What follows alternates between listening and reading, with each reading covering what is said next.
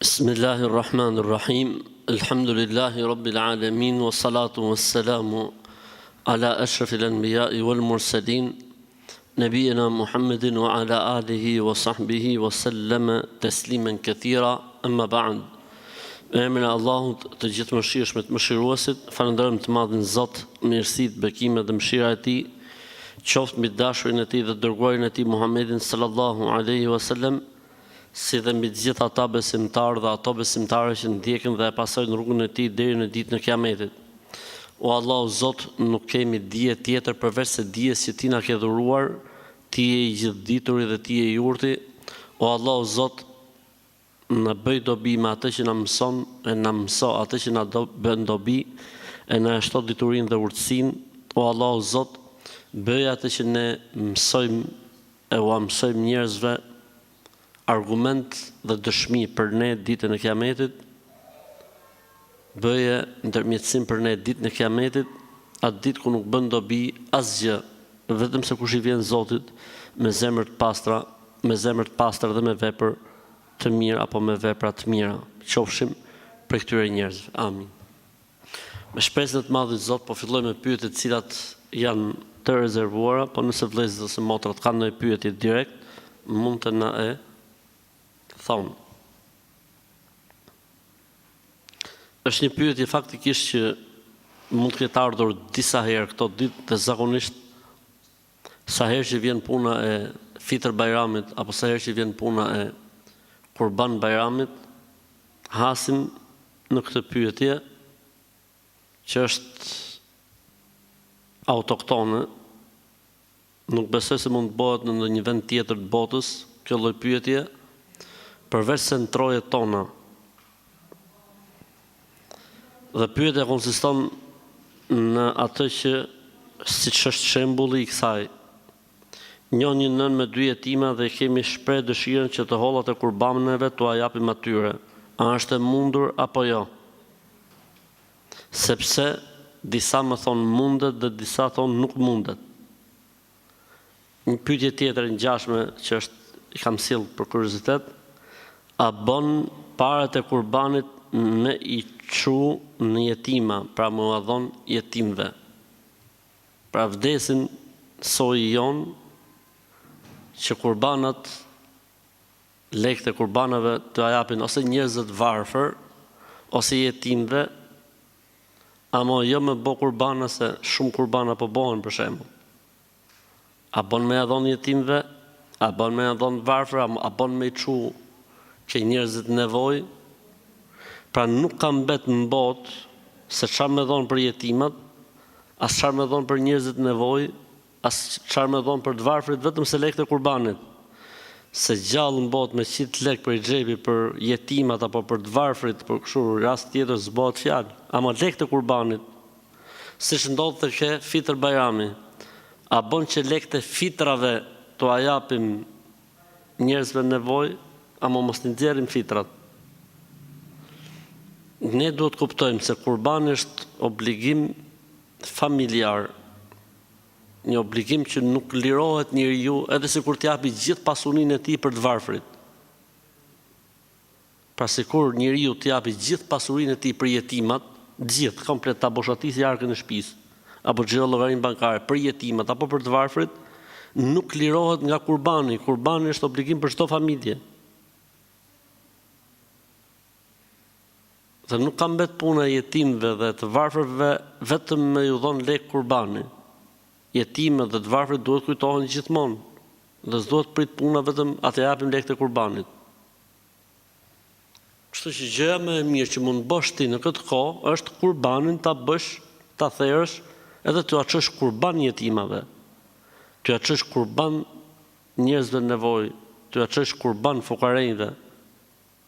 Jo me çu lek, me çu lek nuk e shlyn detyrimin e kurbanit.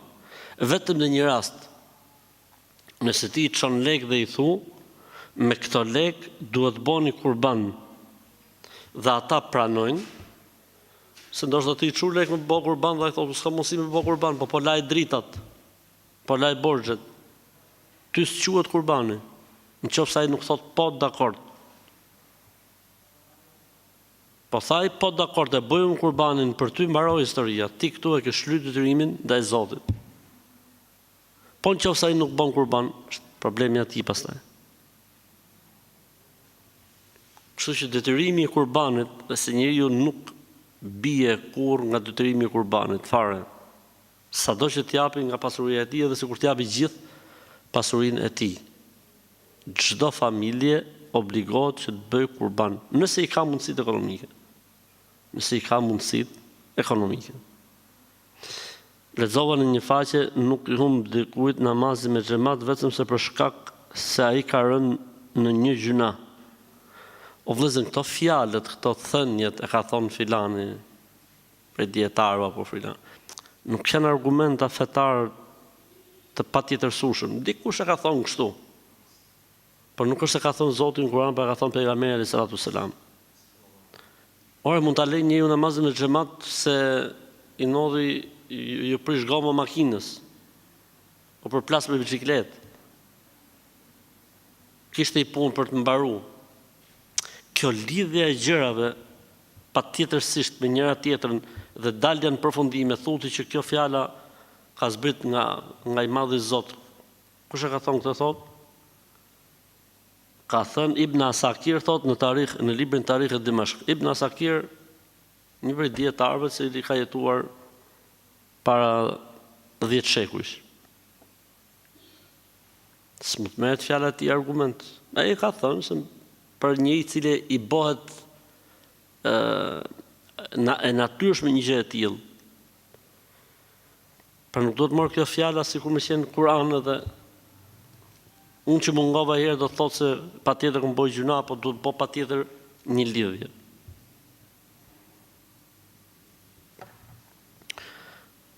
Jam një vajzë e re dhe për herë të parë jam bërë nënë dhe nuk e di se më thonë njerëzit është gjuna të qetësh bebin pa mbushur 1 vjet dhe kur e laj bebin më thonë mos e laj ditën që ka lindur, mos e laj të martave edhe të hënën se është gjuna, mos i prit thonjt mbas ditës është gjuna. Dhe shumë të tjera më thonë është gjuna, do të një përgjigje nga juve. Të gjitha këto janë gjëra për cilat nuk ka argument. Stresit zero dhe larg këtyne muhabeteve. Këto janë pralla që s'kan argument nga feja e Zotit. Asgjë nga këto që janë përmend në këtë pyetje. Në lidhje me kurbanin, ne me burrin kemi bën njet me prej një kurban mbase nuk kemi fëmijë dhe desha me ju pyet a mundet me prej ditën e Bajramit ose ta presim më herët dhe ta shpërndajmë ditën e Bajramit. Njeriu mund të bëjë kurban kur të dojë dhe si të dojë. Po kurban Bajrami nuk quhet kurban Bajram nëse nuk bëhet për Bajram mas Bajramit. Ditën e parë mas Bajramit, ditën e dytë, ditën e tretë dhe ditën e katërt deri në namaz të akşamit. Në këtë rast kemi të bëjmë atë që quhet kurban Bajram. Dikush do më bë kurban me niyetin e sadakas, që Zoti i Madh t'i zgjidhë në situatë, siç është për shembull janë pa fëmijë dhe do më dhon si sadaka, që Zoti i Madh këtë sadaka ta bëjë sebeb. Ti këtë mund ta thërësh i ditë para Bajramit, 2 ditë para Bajramit, i javë para Bajramit, nuk ka problem, nuk ka lidhje. Por i gjë duhet me ditë, nuk ekziston kurban për të ngel 7 zën, nuk ekziston në Islam. Diçka që quhet kurbani, me që s'po ngel gruaja 7 zën, po bëjmë një kurban. S'po i del shpirti plakut apo plakës, po bëjmë një kurban, nuk ekziston. Që mos mori i vdekmi, që ka vdek për ditë hone apo i ditë tjetër, që mos të mori tjerë mrapa, thuti që ky është ai me leku i vdekjes që tërheq shpirtrat, të bëjmë i kurban, që ta presim këtë muhabet. Se ekzistojnë këto gjëra në Islam, nuk ekzistojnë këto gjëra në Islam. Nëse ti e bën me niyetin e sadakas, atëherë hajër inshallah, sepse ne themi mund të jetë në smundje dhe sadakaja, lëmosha shëron smundjet dhe zgjidh ndoshta ato ngushtësitë në të cilat mund të ketë rënë njeriu. Kjo është okay, pastaj nuk ka problem. Po nuk ekziston, thjesht duhet me kuptu. Nuk është kaq e thjesht puna, bëj kurban me që s'ngel 7 zën. Se ekziston kjo gjëja, s'më i vën.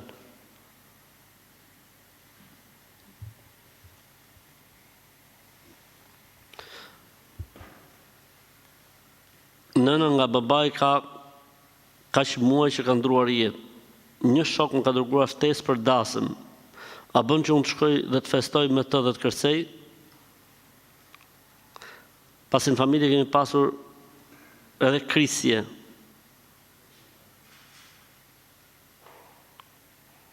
S'lejohet, nuk lejohet. S'ka lidhje kjo me të vdekmen, po ideja është nuk lejohet, në ato dasma ku ka haram, neve nuk në lejohet prezentojmë. S'ka lidhje kjo, ka mush 6 muaj, po ka mush vitin, sepse prap në besytnit autoktone është që kur vdes dikush për një vit në atë shtëpi duhet bëhet dasëm, duhet bëhet gëzim etj. Kjo nuk ka lidhje me fenë e Zotit, kjo nuk ka lidhje me fenë e të Madhit Zot. Po unë thash s'bën duke pas parasysh ç'a bëhet në për dasmë, jo se ka lidhje kjo me 6 mushin apo me vitin.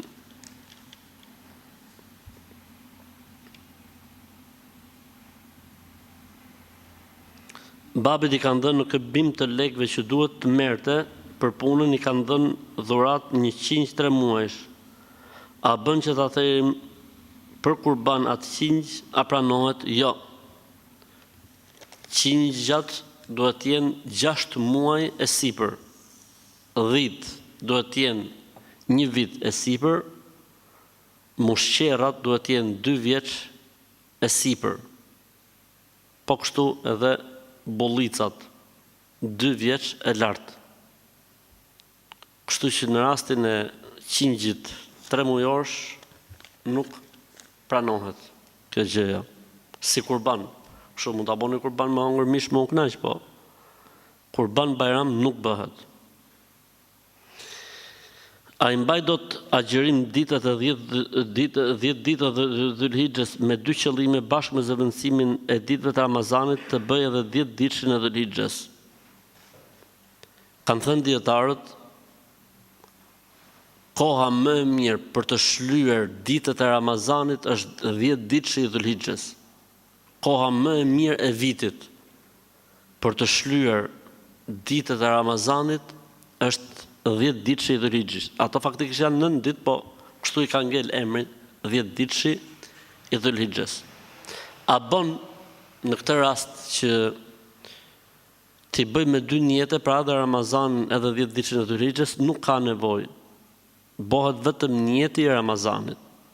Automatikisht ti je në 10 ditëshin e Dhulhixhes. Është njësoj si kur dikush thotë, a bën që në Ramazan për ditë hone dhe për ditë tenjte, bëj dhe niyetin e Ramazanit, po edhe niyetin e të honës dhe tenjtës. Themi s'ka nevojë, se je për ditë hone dhe për ditë tenjte, nuk ka nevojë me bot 2 niyete. A bën që në Ramazan, me datë 13 dhe 14 dhe 15 Ramazan, bëjmë edhe niyetin e Ramazanit, po me që jemi edhe në ditë të bardha. Ti je në ditë të bardha, nuk ka nevojë me bot niyet. Pra angazhimi me Ramazan është më i rëndësishëm se sa angazhimet e tjera. Dhe këtu në këtë rast, angazhimi i motrës besimtar apo i vllajt besimtar me Ramazanin në këtë 10 ditësh është shumë më i rëndësishëm se sa thjesht se po ikën syneti i agjërimit të këtyre 10 ditëve. Thot nesër fillon, edhe me të vërtetë kështu i qëllon fiks kjo pyetja, nesër është 28, pa nesër është dita e parë 10 ditëshit Dhulhixhes. Nesër fillon agjërimi i 10 ditëshit Dhulhixhes. Pra për ata që mund ta shohin këtë video, nuk e di se kur, jemi sot në datën 27 maj vitit 2025. Më thonë nesër 28 maj vitit 2025 hyn dita e parë 10 ditëshit Dhulhixhes. Thot nesër fillon agjërimi prej 10 ditësh. Allahu ta shpërbleft dhe na shpërbleft gjithëve. Zoti na pranoft. Amin. A më tregon pak orarin të lutem? Orari është shif kalendarin. Shiko kalendarin. Si mas kalendarit ec, aty ku thot imsaku ndërprite, aty ku thot akshami çele. Pra është i njëjti kalendar, si në Ramazan funksionon në të gjitha ditët e vitit. Kam dëgjuar në ligjëratën tënde rreth therrjes së kurbanit se nuk pëlqehet shkurtimi i flokëve për ata që do të bëjnë kurban. Tani kjo vlen për atë që e therr kurbanin apo më përfshin edhe mua që do të paguaj atë që do të bëj kurban. Po vlen për të dy. ai që e bën kurbanin vetë për veten e vet, po vlen edhe për atë që ngarkon dikë që theri kurban për të. Pra ai nuk e bën vetë, po ngarkon dikë që të bëj kurban për të. Pra e kap i njëjti gjykim, i njëjti ligj. Nëse gruaja prej pasurisë së vet e therr kurbanin, a lirohet burri nga përgjegjësia? Nëse ajo e bën me niyetin për familjen, po. Për shembull, gruaja thot, o burr, kurbanin këtë vit do paguaj unë me lekët e mia. A bie obligimi i kurbanit për familje me këtë rast? Bien obligimi i kurbanit për familjen me këtë rast. E rëndësishme është të bëhet një kurban për familje dhe nuk ka problem se kush i paguon. Mund t'i paguajë edhe djali lekët. Mund t'i paguajë edhe dikush tjetër, mund t'i paguajë edhe të gjithë bashkë. Fusin për shembull nga kaq lekë, të gjithë anëtarët e familjes për qejf. Edhe bëhen gjithë ortak në bërë në kurban, nuk ka asnjë lloj problemi.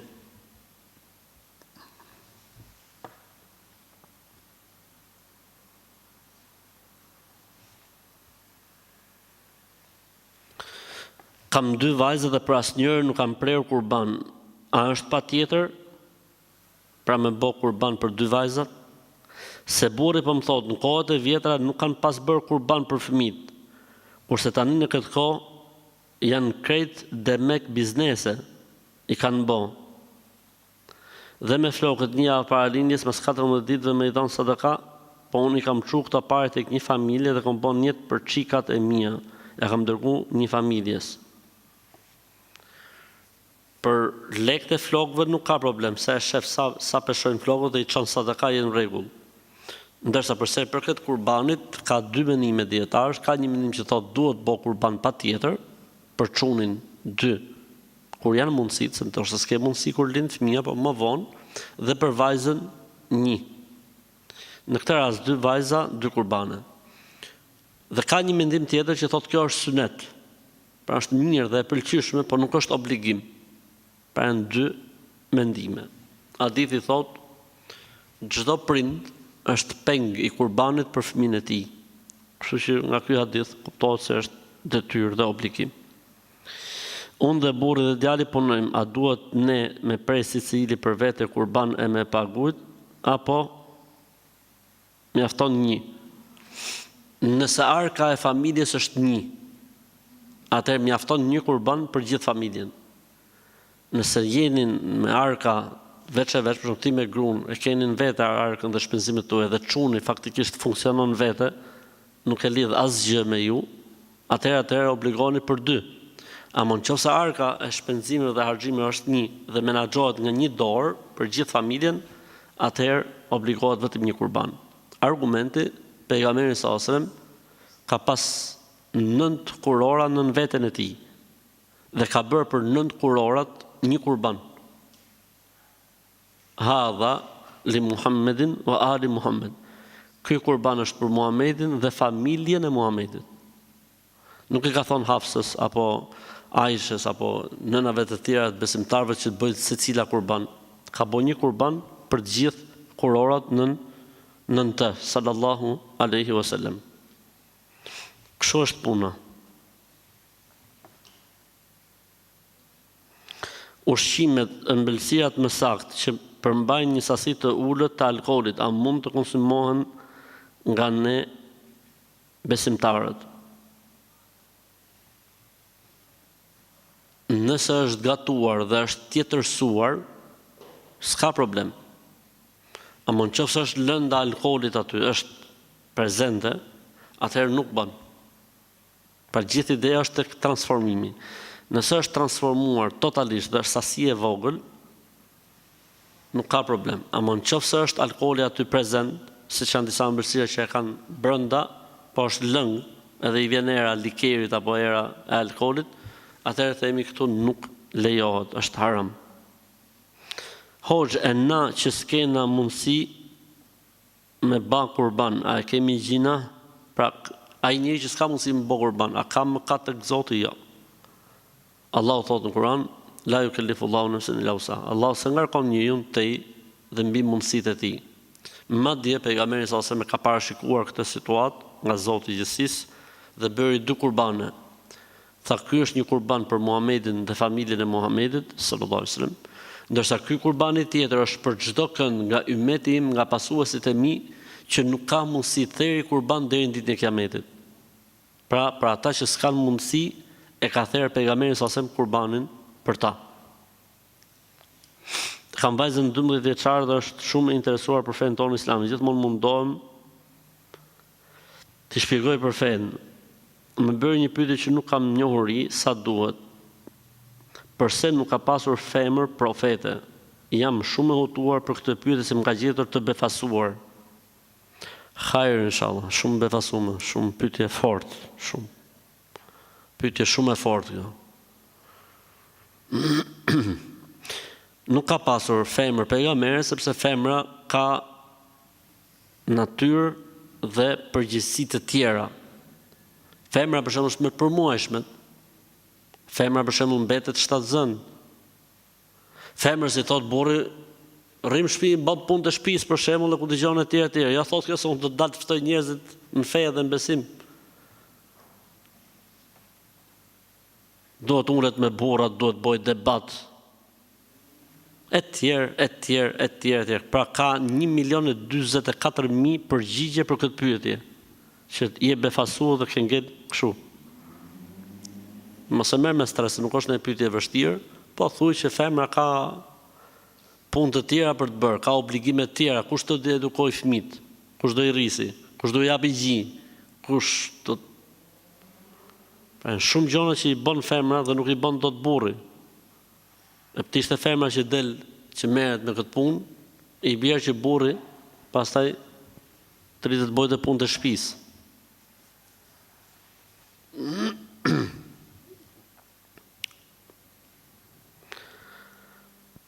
A duhet të agjërojmë para Kurban Bayramit në këtë 10 ditë, se kështu kam një. Elhamdulillah që të paska ardhur pak nësi informacion. Nuk është duhet, po është sunet, është mirë, është sevap, është shpërblim. Nuk është duhet, po është mirë me agjëru në këtë 10 ditësh. Mundësisht të 9 ditët, pra bashkë me ditën e Arafatit, mundësisht çfarë të kesh mundësi për këtyre ditëve, po minimumi të paktën ditën e Arafatit nuk duhet ta neglizhosh. Pa dashje pa e parë mirë orën, e fala Yatsin para kohës, me mendimin që ka qenë Yatsia, tani çfarë të bëj se s'kishte një koha? Përsërite me buzëqeshje. Përsërite duke buzëqeshur. A mund të prejet kurbani me parat e gjithë familjes, secili nga pak, a është e lejuar kur dihet që jetojmë gjithë bashkë? Dhe parat i kemi të përbashkëta si familje? Po. Mund të aboni gjithë nga pak, të lehtësoni dhimbjen. Duke marrë shkas nga ngjarjet e fundit, a është haram me traf gruaja hoxh? Prandaj do të më qenë kujdesshëm se të kërcet shpulla në avion. E rëndësishme, normalisht në natyrën e familjes islame këto gjëra nuk ekzistojnë. As me raf burri gruan, pa as me raf gruaja burrin. Nuk ekziston, sepse në islam burri është i rëndësishëm shumë. Burri është xheneti dhe xhehenemi. Yt i tha pejgamberi sallallahu alajhi wasallam, një gruaje e cila po ankohej kot për burrin e vet. Ka herë ankohen të kot të ato të shkretat. Kështu që haram është, s'ka dyshim, po edhe kundërta me rraf burri kot gruan është haram. Larg dhunës, ne jemi kundër dhunës. Baba më ka vdek për ditë premte, por e kemi varros shtunën. A ja kemi humba ti mundësinë për shpëtuar nga gjykimi natës së varrit? Çdo njeri që vdes ditën ose natën e të premtes, ai është i ruajtur nga dënimi i varrit, pavarësisht se kur varroset, qofse ka qenë besimtar.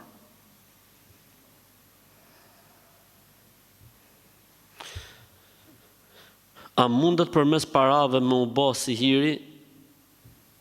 Sihir ka për qëllim magjin, pra mundet që dikush t'jep në i lek pare, dhe ke kjo parja i të ketë bërë diçka. Mund. Magjia mund bëhet në çdo lloj gjë, s'ka lidhje. Mund bëhet në libër, mund bëhet në rrobën që t'jep, mund bëhet në gjithçka që të ka prekur ty dhe ka rënë në dorë të këtyre që i mallkov Zoti magjistarëve. Edhe pastaj fillon historia.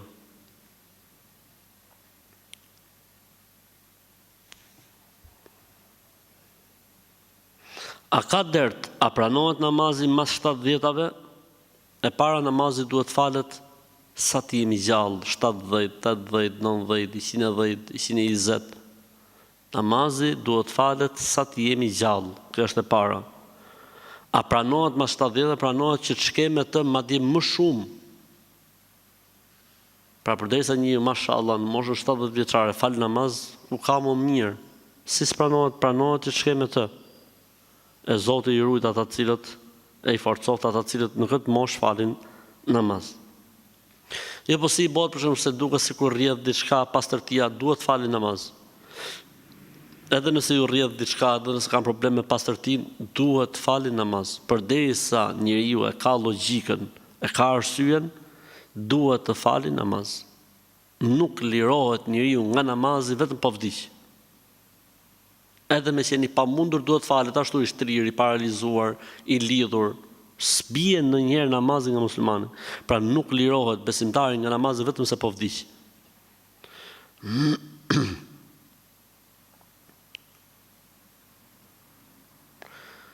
Në yatsi, sunetin e parë që ka 4 rekate, duhet me i fal, apo të fillojmë direkt me farzin. Yatsia nuk ka sunete të parme në mendimin më të saktë të dietarëve. Po ja u thirrë zanë, çfarë do të bëjmë ne? Fal 2, 4, 6. Mund falësh 4 rekat. Po jo me niyetin si sunetet e yatsis. Namaz vullnetar. Namaz vullnetar. Mund të falësh 2, mund të falësh 4, mund të falësh 6. Po mendimi më i saktë është se nuk ka yatsia sunet përpara. Ka vetëm një hadith dhe ky hadith është nga një sahabi dhe hadithi është i dobët, pra nuk është i saktë. Kështu që s'ka sunete përpara yatsia. Ndalimi për prerjen e thonjve dhe heqjen e qimeve ndalohet edhe nëse e paguan me para kurbanin, po u bë si pyetje më përpara, po, edhe për atë që jep para. Pra nuk e bën vet, po unë po paguaj për kurban, më përfshin dhe mu ndalesa. Kemi nisur të falim 5 vakte namaz, mirë, për problemi është se ndonjëherë më ikën kohët e namazit dhe nuk jam i sigurt. A guxoj ta fal për shembull 1 orë apo 2 orë apo 3 orë mbasi ka kaluar koha e namazit? Namazi ka një kohë që fillon dhe mbaron. Për shembull sabahu fillon orën, për shembull themi 4, mbaron 5:30. Dreka fillon orën, për shembull themi 1 dhe mbaron orën 5. Ikindia fillon 5 dhe mbaron orën 8. Akshami fillon 8, mbaron orën 9:30 apo 10 pa çerek. Yatsia fillon 10 pa çerek dhe është derisa. Pra ke kohë, brenda kësaj kohe mund ta falësh namazin. Nuk është kusht patjetër sa po thirret ezani. E rëndësishme është mos të futet namazi tjetër. Po u fut namazi tjetër do thotë që ty të ka kalu koha e namazit.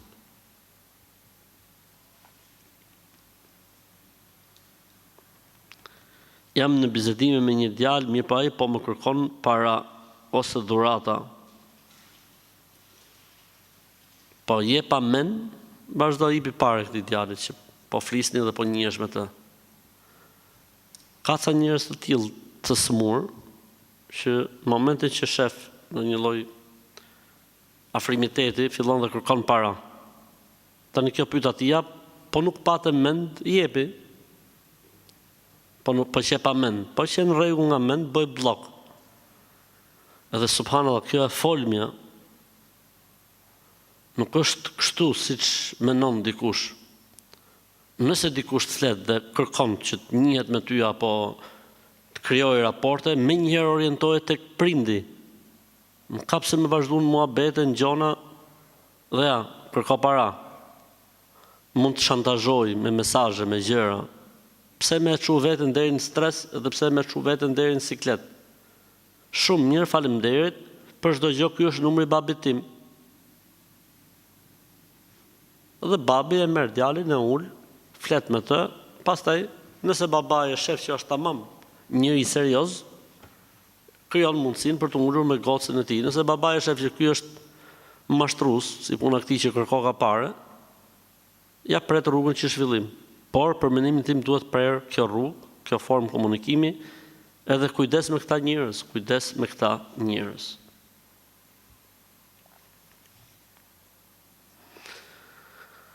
Kam një djalë dhe u bova 3 vjet e gjysmë që nuk kam ngel shtatzën. Vjera ime ka shku në tyrbe dhe shehu i ka thënë që merre një pe dhe lidhja te barku kur të flenjsh. Edhe burrit, pra një pe mua dhe një pe burrit. Unë nuk i besoj këtyre gjërave. Mirë po vjera po më thot, pash Allahun bëje. Se do të ndihmoj dhe unë ja bëj rrafsh, po faktikisht nuk e vej. Vajtja ke këta njerëz, siç është rasti vajtja në tyrbe tek shehu dhe shehu thot lidh pej me nyja, kjo është shirk, i dhujtari. Neve nuk na lejohet si musliman të shkojmë në vende të tilla, nuk na lejohet.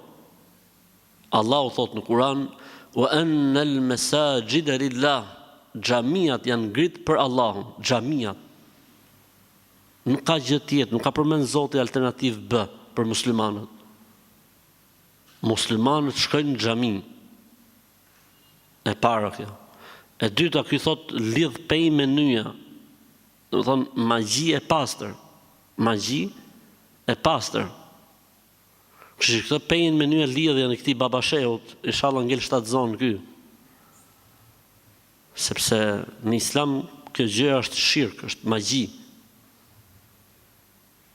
Kështu që sa më larg këtyre njerëzve dhe sa më larg këtyre vendeve, ne kemi xhamiat. Nuk ekziston në Islam objekt tjetër kulti dhe adhurimi për Allahun përveç xhamisë. Thot Zoti në Kur'an në surën El-Jin: "Wa anna al-masajida lillah fala tad'u ma'a Allahi ahada."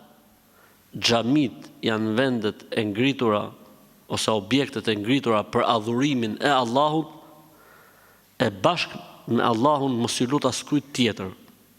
Aty në objektin për cilin ju flisni, aty i bëhet shok Allahut, haptas, dukshëm dhe pa dukshëm, haptas dhe fshehurazi. Shirku vu, idhujtaria vu, paganizmi vu. Kështu që larg këtyre njerëzve. Larg këtyre njerëzve. Ajta ka thonë qartë fare, pej me nyja. Allahu çfarë thot për nyjat në Kur'an? Në surën El-Falaq: "Qul a'udhu bi rabbil falaq, min sharri ma khalaq, wa min sharri ghasiqin idha waqab, wa min sharri naffathati fil 'uqad, wa min sharri hasidin idha hasad." O Zot, më ruaj prej së keqes, së atyre që fryn në nyja. Allah i ka përmend në Kur'an. Po çfarë ti bëj thot, a bën me ja bë vjerës rrafsh, pra mi thon po, pa më rak do ta vejmë për shemb. Unë mendoj që këto fijet e perit me nyja që keni marrë nga babashehu, me ja lidh babashehut. Pos pranoj babashehu me i lidh, atëherë merrni këto perat me nyje dhe futin në ujë të kënduar. Dhe ky ujë kënduar duhet të ketë brenda uthull, krip, me i knut sa sure nga Kurani edhe me i zgjidh nyjat aty mrena. Dhe pastaj me e derdh ujin, me e lënë për ca kohë, me e derdh ujin edhe pastaj me i djeg këto fijet që ju janë zgjidhur nyjat. Nëse nuk ka mundësi njeriu me i zgjidh ato nyje se mund të jenë shumë të forta apo të vogla, atëherë priten nyjet në mes, praf, aty ku është nyja, kputet nyja, po në ujë brenda. Në ujë brenda.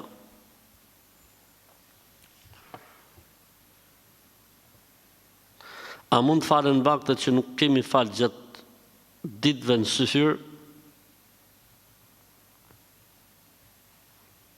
Hajrë shallë njëju duhet pendohet për atë që ka bërë, sepse njëju qohet në syfyr për të hongër syfyrën dhe për të falë sabahun. Që ka hongër syfyrën dhe ka rasë gjumë. Hajrë shallë përsëriti namazet që s'ke falë. Kur falemi nëse pa dashi në shkën sytë anësh, a na është prish namazet dhe duhet përsëritur? Jo.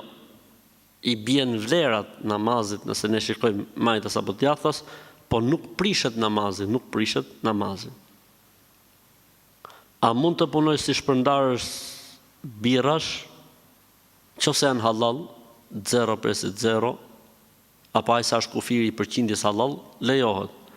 E nëse janë bira haram, që dehin njerëzit, që janë mbi përqindjen e halalit, atëherë nuk lejohet, është haram.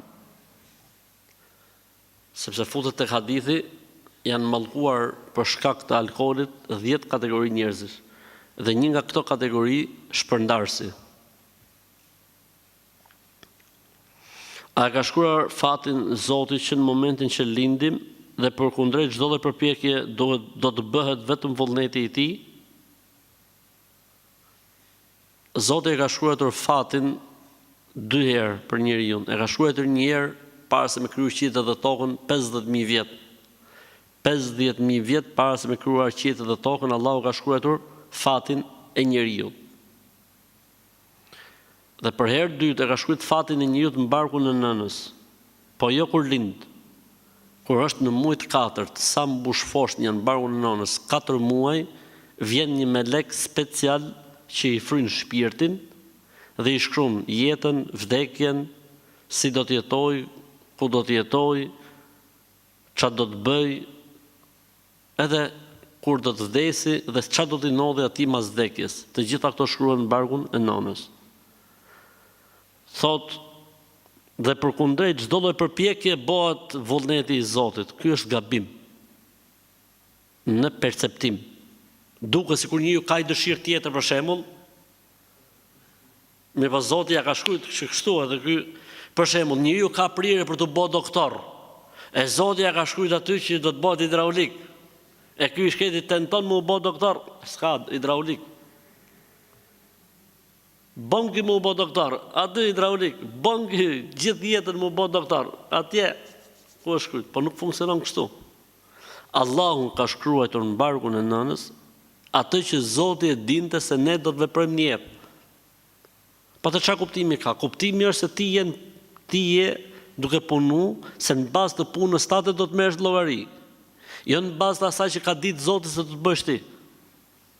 Pra Zoti ka sjellë në botë, edhe pse e ka ditë se çfarë do të bësh, si do të sillesh e gjitha. Pra Zoti të trajton ty me veprat e tua, jo me dijen e tij se çfarë do të bësh ti. Kështu që njeriu mund të jetë një moment më i miri dhe mund të shndrohet më i keqi. Argumenti më i fortë për këtë kush është? Ai personi që tha Zoti në Kur'an, shembulli i tij është si shembulli i qenit. Ç'është historia e këtij njeriu? Historia e këtij njeriu ishte që ky po të bëjë dua, duaja e tij pranohej në moment. Pra kishte arritur një fazë të adhurimit dhe përkushtimit ndaj Zotit, që çdo lutje i pranohej. Një problem boni ky, tha Zoti, shembulli i tij është si shembulli i qenit. U lut e për këtë mirësi që i kishte dhënë Zoti, e përdori kundër kujt? Kundër profetit Musa alayhis salam. Tani unë të bëj një pyetje, shumë thjesht. A nuk e dinte Allahu që ky në filan mosh do të bëj këtë aktin, edhe do të shndrohet si një e dinte. Po Allahu nuk e trajtoi se çfarë do të bënte ky mas 50 vjeç. Allahu e trajtonte për çfarë ishte ai deri në atë moment. Ky në atë moment ishte perfekt. Ky deri në atë moment ishte korrekt. Dhe Allahu e trajtoi këtë njerëz siç ishte ai. Më një shembull tjetër, Ebu Sufjani. A nuk e dinte Allahu që Ebu Sufjani në moshën 50 e sa vjeçare do të bëhej musliman dhe një nga ndjekësit më të mëdhenj të pejgamberit alayhisalatu selam? E dinte Zoti apo? Po ky është ai që ngriti luftën e parë, luftën e dytë, luftën e tretë, luftën e katërt, gjitha, le të themi, planet për të vrarë pejgamberin e sa, gjitha i ka kurdis Ebu Sufjani kur ishte në kohën e xhahiliyetit, përveç Bedrit që ndoshta dhe nuk ishte krejt e kurdisur prej tij. Po si ka mundësi? Ka pra mundësi se Zoti e trajton njeriu në sajt të asaj që bën njeriu, jo çfarë ka ditë Zoti se do të bëjë njeriu. Dhe kur ne themi është shkruar fati i njeriu në barkun e nënës, do të thonë Zoti ka shkruar çfarë ka ditur Zoti se do të bëjmë ne. Nuk ka diktu Zoti gjëra të tjera ndryshe nga çfarë do të jetojshim ne.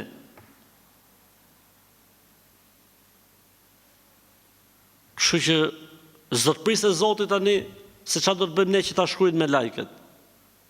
Zoti e di. Për këtë arsye tha pejgamberi sa kur u pyet, tha pejgamberi i Zotit, po si është kjo punë? Çfarë përgjigje tha pejgamberi sa tha i'malu fa kullun muyassarun lima khuliqa la. Punoni, pra punoni, veproni me vullnetin tuaj, me dëshirën tuaj, me zgjedhjen tuaj, se gjithë secilit do t'i lehtësohen veprat e vendit të tij. Xhenet liu do të sillet në këtë botë si xhenet li. Xhehenem liu do të sillet si xhehenem li. Gjithë secilit i lehtësohen në këtë botë veprat për vendin në të cilin ai është krijuar. E ke pati besimtari kur bën një gabim, i rrimendja aty, i hiki namaz pa fal, apo si i botës, unë se kisha mendjen, se ngjova zilen, i rrimendja aty, pse si i ke i sabah pa fal për shembull, ose i ka dalë një namaz nga koha. Ka pi herë alkol gabimisht, ka kujtu sa është ujë, ka pi alkol ose raki gabimisht. I rrimendja o Zoti i Madh, 200 herë të ta bëhat pyetje. Po ky është argument se s'është krijuar ky një për xhenem. Kurse ky tjetri, për shembull, po ta shohësh çfarë thotë më vëlla, po edhe shkenca e thotë se të bën mirë për zemrën vëlla. Pra ky jo vetëm që s'ka problem me pi, po ta jep edhe argumentin shkencor që të bën mirë për zemrën ose për mëlçin. Çfarë thotë vëlla, si më për ditë çostin pik mjesë të falesh në 4? Ua, po si ka mundësi vëlla? Ja vëlla, un flej në 4 dhe çohem në 10 për shembull. Kurse ai besimtari i herë ka dalë namazin nga koha e vet, i rrimendje gjithë jetën aty. Jam pendua, ma pranon Zoti si i bëhet, ka dalë sabahun. Ky është argument vëlla se ky s'është krijuar për xhenem inshallah. Kurse ky tjetër si thotë vëlla, ftohtë i madh. I lani kombi un ftohtë ndihmë vëlla, ua, po si ka mundësi vëlla. Ua, çfarë sakrificë. Si rini vëlla 15 orë pa hungur, 18 orë pa hungur. Ua. Po pse duhet më dhon lekët e tuaja të varfërve vëlla? 2.5% me zonë kom fituar ato lekë, ku dëgjon. Pa edhe taksat i paguajmë shtetë, ku dëgjon. S'është krijuar më ky, nuk është krijuar për këto matan. Është krijuar për kënej. Pa mund të Zot ky, mund të Zot, nëse dim. Për këtë arsye ne duhet bëjmë sebeb, duhet bëjmë shkaqe, duhet të flasim, duhet të shëllojmë se ndoshta bëhemi sebeb i orientimit të njerëzve. Kështu që e ke kuptuar muhabetin. Shkrimi i fatit do të thotë Zoti ka shkruar për njeriu në barkun e nonës atë që Zoti e ka ditur se njeriu do ta bëjë derisa të vdesë. Kështu që ne po ecim si maskujt fati. Ne po ecim atë tonën faktikisht. Kështu na ka fajin Zoti. Për asgjë. Elhamdulillah. Kështu që grahi punës bëj sebebet, lodhu, mundohu, puno e mos loz me këto gjëra. A ban gruaja me shku në haxh nëse burri nuk do me shku? Ose thënë ndryshe, nëse burri ka lujt menç dhe thot gruas nuk e për shku në haxh, çfarë duhet bëj gruaja në këtë rast? Se një burr i mirë, tamam, nuk e ndalon gruan e tij nga vajte në haxh. Po si bëhet për shembull, ndoshta s'janë mundësitë. Atëherë shihet, nëse është udhëtim i sigurt dhe ka femra të tjera që janë bashk, pra udhëtim i sigurt me femra të tjera, dhe është haxhi i parë, haxhi i Islamit ose umreja e parë, umreja e Islamit, lejohet që gruaja të shkojë edhe pa burr apo shoqërimin e një burri, edhe pa lejen e tij. Lejohet që të shkojë edhe pa lejen e tij, sepse në këtë rast burri po urdhëron për mëkat. Burri që i thotë gruas nuk ke për shku në haxh, po urdhëron për mëkat. Çfarë the? Pra burri në këtë rast po urdhëron për mëkat, për gjuna. Dhe pejgamberi alayhis salam ka thënë la ta'ata li makhluqin fi ma'siyati al-khaliq. Nuk lejohet që t'i bindesh krijesës kur kundërshtohet krijuesi. Pra burri thotë s'ke për shku në haxh, po kundërshton krijuesin. Atëherë gruaja në këtë rast ka drejt mos t'i bindet atij, por se kushti është të jetë udhëtim i sigurt dhe me një grup femrash.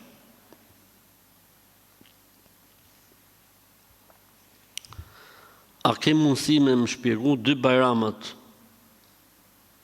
Fitër bajrami dhe Kurban bajrami, kur fillon dhe kur mbaron? Po si ora? Të shpjegojmë tani. Fitr Bajrami fillon me akshamin e një nate përpara dhe mbaron ditën e Fitr Bajramit për namaz të akshamit. Pra nata e Fitr Bajramit hyn me thirrjen e ezanit të akshamit ditën e fundit të Ramazanit dhe dita e Fitr Bajramit mbyllet me thirrjen e ezanit të akshamit të ditës së parë të Fitr Bajramit e krym. Kurban Bajrami, darka e Bajramit, pra darka e Kurban Bajramit nis me ezanin e akshamit të ditës së Arafatit. Pra sot ka qenë ditë Arafati, për aksham u thirr ezani, ka hyrë darka e Kurban Bajramit. Një natë përpara ditës së Kurban Bajramit hyn nata apo darka e Kurban Bajramit. Dhe vazhdon ditën e parë, dita e Kurban Bajramit, pastaj kemi ditën e dytë, ditën e tretë, ditën e katërt deri në ezan të akshamit. Hyni ezani i akshamit, ka mbaruar dita e tretë plus ditës së parë të Kurban Bajramit. Pra thënë ndryshe, Fitr Bajrami është një ditë nga akshami në aksham, ndërsa Kurban Bajrami është 4 ditë nga akshami në aksham. Një është Kurban Bajrami, pastaj 3 ditë të tjera deri në ezanin e akshamit të ditës së 4 të Kurban Bajramit. Si të përshtatemi me orarët, se nuk kemi kalendar, pra kjo është pyetja që bëhet shpesh kur dikush do të më agjëru e kështu me radhë. Keni kalendarin e zakonshëm, ecni si mas kalendarit zakonshëm, aty ku thot imsaku ndërprite dhe aty ku thot akshami çele. Çdo kalendar i zakonshëm. Nëse gruaja hyn në xhenet ndërsa burri hyn në xhenem përkohësisht për të pastruar, gruaja do të presi burrin që dalë nga xhenemi? Jo më inshallah bëhet sebeb gruaja që mos futet ky qypi, që mos futet siç në xhenem inshallah, e tërheq gruaja inshallah pa shku në xhenem. Ashtu siç tërheq burri gruan pa shku në xhenem. Kështu funksionon në origjinë. Pra në origjinë bëhet sebeb burri për gruan që ta mori me veten në xhenet, ose gruaja për burrin që ta mori veten për ta mori me vete për në xhenet. Nëse ndodh që ky qypi ose kjo avdallja do shkojnë në xhenem për ca kohë, atëherë normalisht ai tjetri pret, normalisht ta presi. Kështu që mos u vend siklet, do të presi, rri i qetë.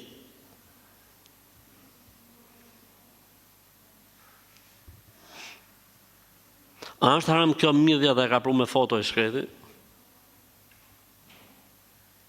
Pyetja është për midhjet.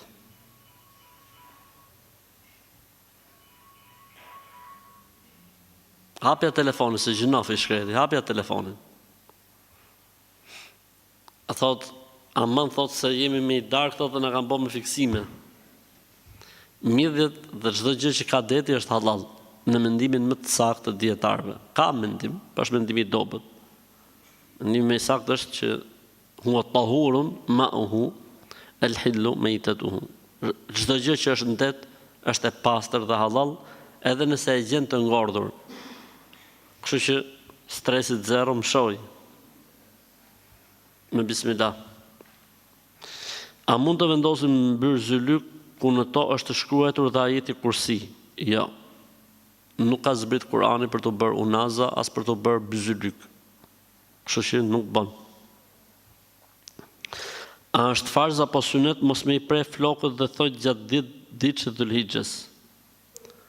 Ka disa menime, disa opinione për këtë çështje. Ka një mendim që thot është e urryer një gjë e tillë, ka një mendim që thot nuk është e urryer një gjë e tillë, dhe këtu rrafin mendimet kryesore të mëdhëbeve. Pra shumica e mëdhëbeve thonë që nuk është e mirë kjo gjë, nuk është e preferuar, është mekruh që njeriu në këtë 10 ditësh, nëse do të bëj kurban, të presi flokët apo thonjt e tij, është mekruh. Çdo thot mekruh, s'është mirë me e bërë, por nuk ka mëkat, nuk ka gjuna për këtë punë. Dhe kemi një mëdhëb nga 4 mëdhëbet, që mëdhëbi Hanefi, që thot hiç s'ka lidhje fare, priti thonjt e shkurtoi flokët e qethi, s'ka lidhje fare. Nuk ka lidhje fare. Ky është mendimi i dytë. Dhe kemi një mendim të tretë që është tek Hanbelit. Pra Hanbelit për këtë çështje kanë dy mendime, që thotë është haram duke u nis nga hadithi që thotë nëse hyn hëna e Dhulhixhes dhe ndonjëri për jush do të bëj kurban, atëherë mos të prek flokët as tojt as lëkurën. Ai që do të bëj kurbanin ose ai për të cilin bëhet kurbani, pra ti jep parat edhe ty të përfshin ligji dhe rregulli. Pra thjesht me e ditë që nëse dikush i qet flokët ose i pret thotë kurbani i tij është i saktë. Nuk ka të bëjë kjo me saktësinë e kurbanit. Kurbani është i saktë, stresit zero për sa i përket saktësisë së kurbanit apo saktësisë së bajramit e ku dëgjon etj.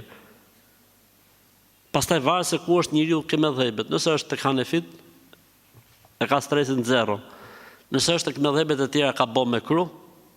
Kështu që nuk është ndaj çështje, pa subhanallahu, është bërë kjo çështja e flokëve sikur me dal njeriu nga feja, është rënu shumë, domethënë. Kështu që nuk, okay, pa mendimin që ne mbështesim, është ky mendimi që s'bën, është haram. Po kjo nuk ka lidhje me vlefshmërinë e kurbanit. Pra dikush u qet, a vlen kurbani i tij? Po vlen, se s'ka lidhje fare. I preu thotë dikush. A vlen kurbani i tij? Po vlen, ta kurbani vlen, nuk ka lidhje. Me vlefshmërinë e kurbanit nuk ka lidhje.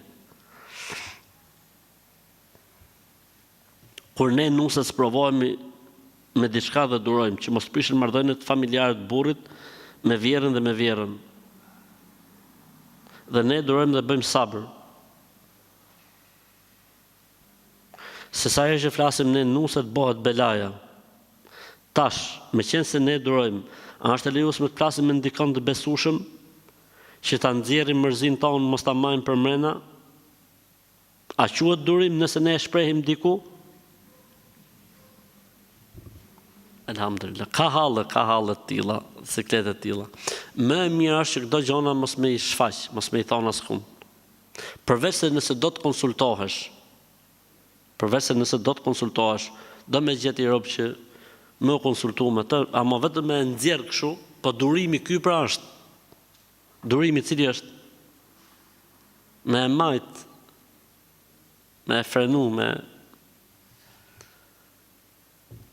fjala durim, çfarë do thotë? Vetë përmbajtje. Momenti që ti e shpreh dhe ja thu dikujt, okay, ti lirohesh, po ke dal nga durimi, nuk quhesh më durimtar, nuk quhesh më durimtare. Përveç se nëse flet me dikë që do të qajsh hall, apo do t'i mosh në mendje, apo me e thon vetëm për shpërfryrje, nuk bën. Me e thon vetëm për shpërfryrje, nuk bën. Po si t'ja bëj për shembull? Futu në dhomë, mbyllë dhomën e shprehu. Që do me nxjerr qite. Ik në mal atje, drejtojo malut në qite, çka ke për mena.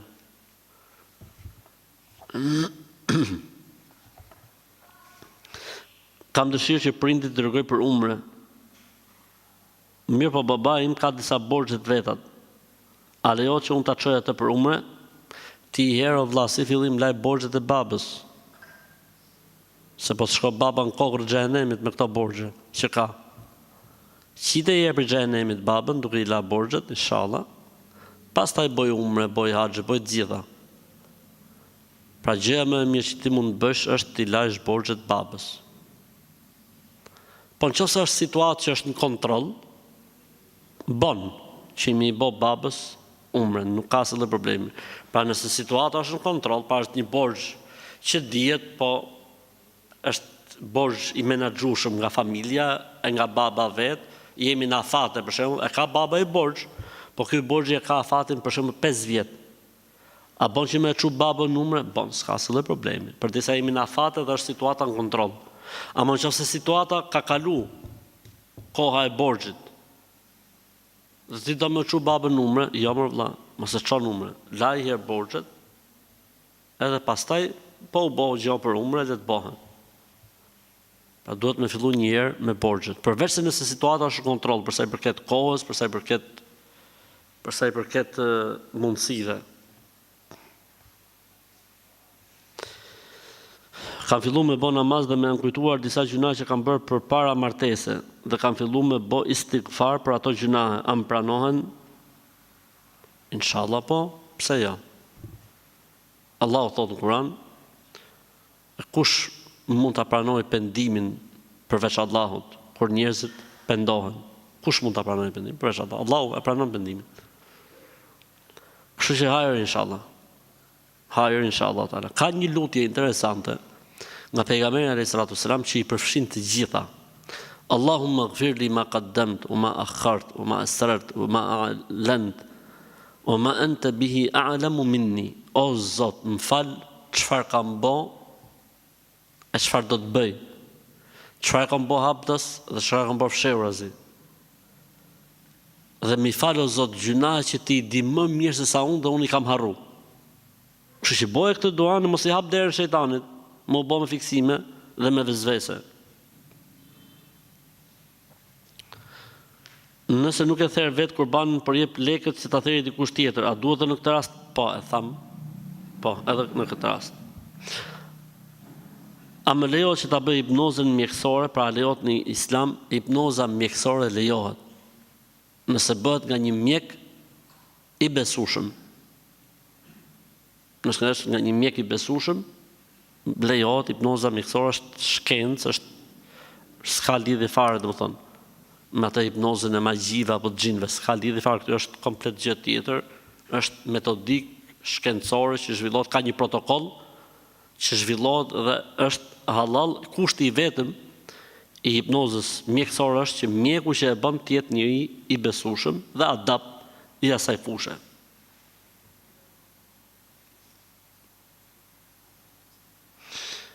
Thonë se është gjinof do thonë mëkat gjuna, të presësh thojt kur është duke ra dielli. Jo, s'ka lidhje fare. Nuk ka lidhje fare. Tu ra, tu ngjit mes anash majtas djathtas, s'ka asnjë lloj problemi. Motra ime dëshiron më u feju me datën 6/6/2025. Hajde qof për hajër motrës, ose Zoti më, Allah e bekoft.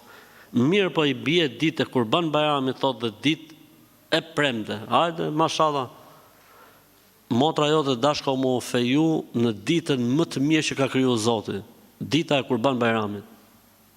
I qëllon Kurban Bajram, po i qëllon dhe xhuma. Mirë, deri tani jemi mirë. Mirë po, familja e atij djalit, po i thojnë djalit, të që japin fetva këto të mençmit, të zgjutit, nuk bën më u feju sa është mes dy bajrameve.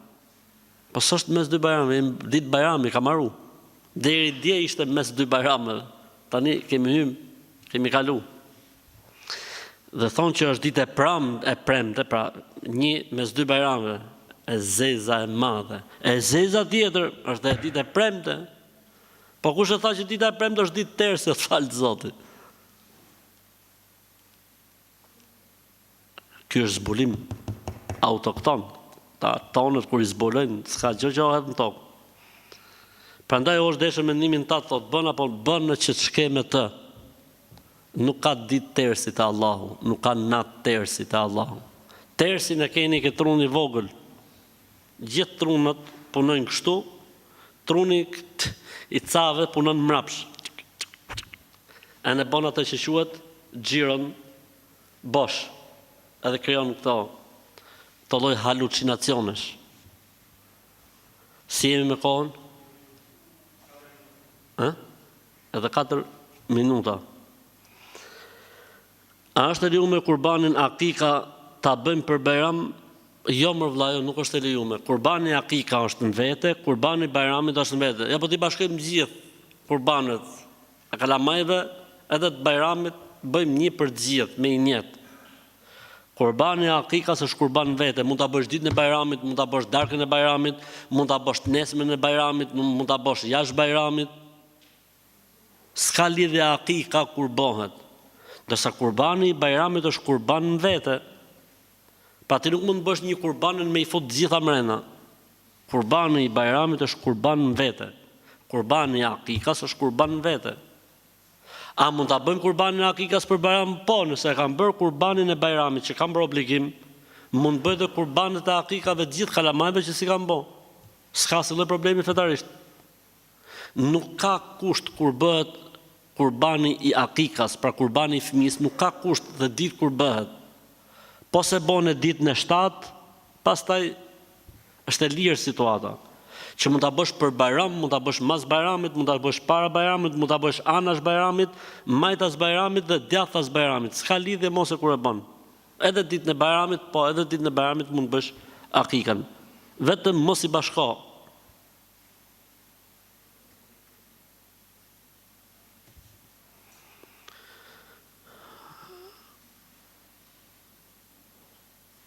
Dikush më ka thonë që një grua ka shpif për mua, lart e poshtë. Tani ajo është ndark nga burri. A është kjo shenjë që ajo më ka hyrë hak mua prandaj dhe Zoti po të ka prek ty në momentin që preku ty? Po pse duhet me lidh gjonat kështu më burr? Kaq e rëndësishme të duket vetja ke Allahu, që në momentin që foli për ty shpërtheu atij me tan? Elhamdulillah. Çfarë më bë? Po ndoshta s'ka lidhje fare, ndoshta mund të jetë kjo. Po ti mos jep kaq rëndësi vetes. Ka fol për ty edhe pam, unë dal nga burri. O Zot na jep sabër, o Zot i madh. A bëhet kurban për martesë? Po, bëhet kurban për martesë. Ditën e dasmës, therr kurban, i pu mish fukareve, ftoj njerëzit në gosti, po. A më kurban martese, që thotë me që u bë martesa duhet bëjmë kurban, nuk ka kështu fiks, por nëse e bën me niyetin, erdhi dikush tek pejgamberi sa më të tha pejgamberi Zotit, jam martu, tha. Hajt qof për hajër. Boni duan pejgamberi alayhis salatu wassalam, barakallahu leke wa baraka aleke wa jama bainuk ma fi khair. Tha, ke bo gosti? Tha, ja, s'kam bo. Tha, bëj gosti qoftë edhe me një dash. Ose dele me një. Bëj gosti qoftë edhe me një dele. Pra me kuptimin me që u martove. Mos u gëzo vetëm, gëzo edhe njerëzit. Të bëjnë dua për ty, të bëjnë lutje për ty. Vetëm për vete, ose bëj egoist. Pra në këtë kuptim, po, a mo që thushti, gjo, kur jam martu unë, nuk kom bo kurban. Tani a do të bëj kurban me që s'kom bo atë, jo, s'ekziston kjo gjëja në islam. Nuk ekziston. Kurban martese nuk ekziston në islam. Nëse ti kur martohesh, therr 10 kurbane, ushqen njerëzit, ose therr i viç. Ai tha, bëj gosti qoftë edhe me një dele ose me i dash. Jo, po du me therr viç. Mashallah. A duhet mushi moshën vi, s'ka lidhje me këtë kurban Bajramin. Mund të jetë viçi 6 muaj, s'ka lidhje. Mund të jetë delja, mund të jetë qingji 3 muaj. E të bë kurbanet për shembull për dasëm të edhe sa veta kam ftuar në dasëm? Kam ftuar në dasëm për shembull 100 veta. Shumë mirë, do të bëj gjithë secili ka gjys qingji. E qingjat janë 3 mujosh. I bie që theri sa qingja? 50. Birë. A quhet? S'ka lidhje fare. Domethënë, e rëndësishme bëj gjak. Pra me kuptimin e ushqej njerëzit, se mos thotë njëri kur martohet tha hoxha duhet me bëj gjak. Jo, me kuptimin që bëj sevap në këtë kuptim. A lejohet marr gusël ditën e njëjtë për të qenë i pastër ditën e premte? 24 orë. Pa e mend dot e rëndësishme. Njeriu është prej sunetit që të lahet ditën e xhuma. Po nëse nuk ka mundësi të lahet për ditë xhumaje dhe do të lahet tetën darkët, pra darkën e xhumas, është okay, nuk ka problem. Nëse femra pren kurban për kurban Bajram, a duhet dhe ajo që mos të heqi gjë nga trupi? Po, e përfshin ligji dhe femrën. Nëse është ajo që do t'ja heqi kokën, po e përfshin rregullit e nëse është femër. O është ndoshta një pyetje që do të bëj me qesh, po më intereson. Hajde. A është gjëna të shkosh në banjë me telefon në xhep? Vallai, kjo është pyetje e bukur për Zotin. Kjo është smundja e rinisë sot. Pasha Zotin shumë, nuk do të them gjithë, kur shkojnë në banjë shkojnë gjithë me celular në xhep. Se çfarë lezeti i nin hapjes celularit mbani halal, kur janë nuk e di se çfarë lezeti ka ai muhabet. Dhe kjo tregon çmendurinë e brezit. Në të gjithë logjikën njerëzore, nga krijimi i Ademit a.s. deri në ditë Kiametit, robi shkon banja për të marrë punë, brezi sotëm shkon banja për ta celularit.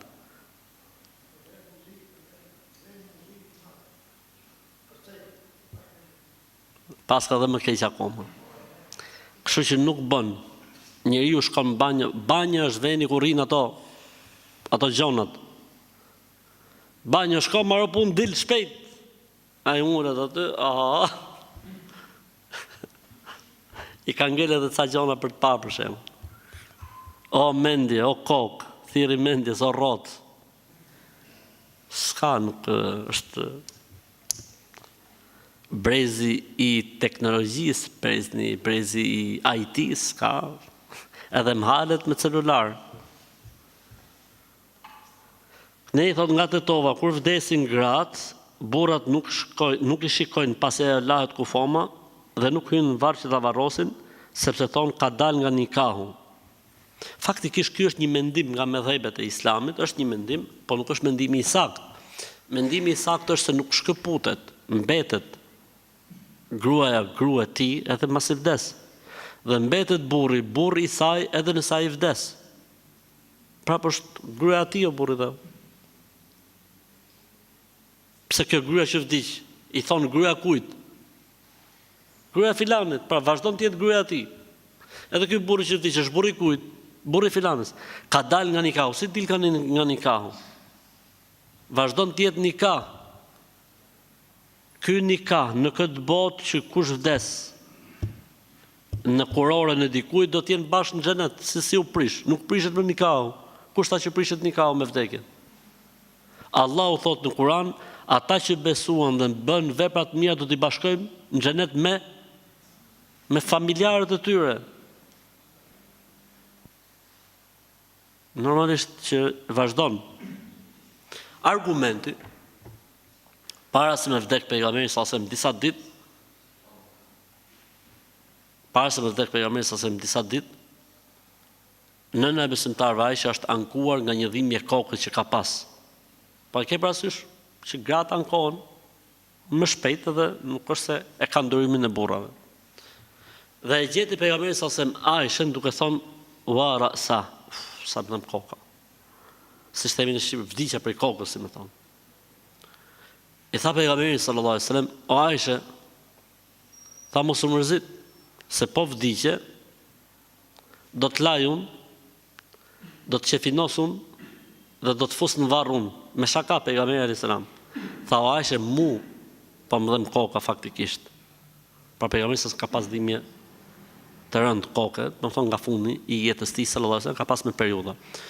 Kështu që thënia e pejgamberit sallallahu alaihi wasallam, o Aisha, mos u anko, se mu më dhem koka, po megjithatë me shaka, po vdiqje, do ta lajun xhenazën dhe do të qefinosun.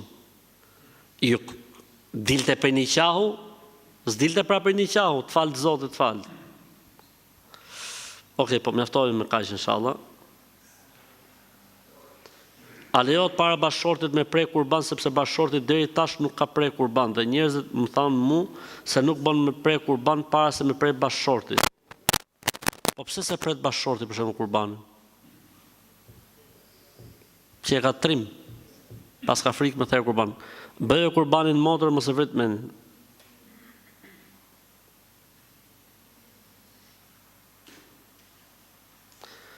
Jam një vajzë që kam parë mesazhet e një shoqes time që me motorën e vet më kanë bërë magji dhe më kanë hedhë sheqer të yshtur. Hajë inshallah, lej Zotin, edhe pastroje vendin aty me ujë të knum. Lej Zotin, edhe mos u lidh më me to, shkëputur për këtyre njerëzve. Kam parë një video online të Sheikh Filanit për emrin, thotë që këto filtrsat që i ndrojnë imazhin e njeriut janë haram. E sakt. Që i ndrojnë imazhin e njeriut, si këto që e bën njeriu fëmijë të vogël për shembull, nuk bën. Ai hoxha ka thonë të saktën. ka thonë të drejtën. Jam një nën që fali 5 kohët namaz para 3 javëve.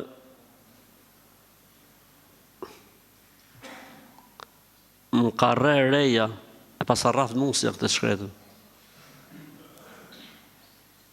Jam një nën fetare, thot, fali 5 kohë namaz para 3 javëve më ka reja, para ka rraf nusja.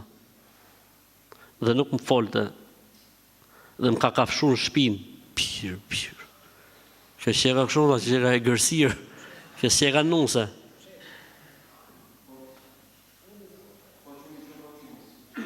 Thot,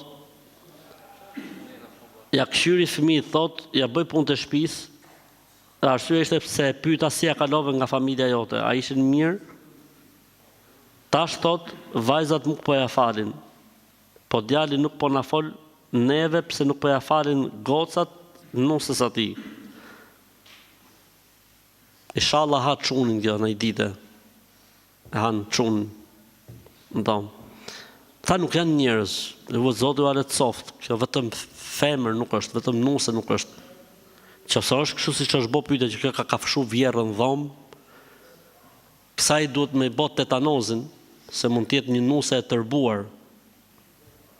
Do të me e lidh ca kohë. Në me nxjerr të jetoj atje si qen.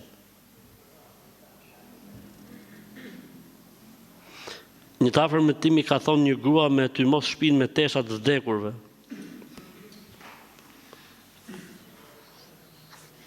O Zoti më çfarë bëhet këtu më për Zotin. Për çfarë në këto muhabete me teshat vdekurve me ty mos shpinë. Magji. Punë shejtansh, punë drejtnish. Largojeni këta njerëz nga jeta juaj. Maroj koha. Vallai ke drejt për Zotin. Mirë, atëherë po mjaftohemi me kaq inshallah taala, Zoti na falë dhe na mëshiroft. Subhanakallahumma wa bihamdik nashhadu an la ilaha illa anta nastaghfiruka wa natubu ilaik.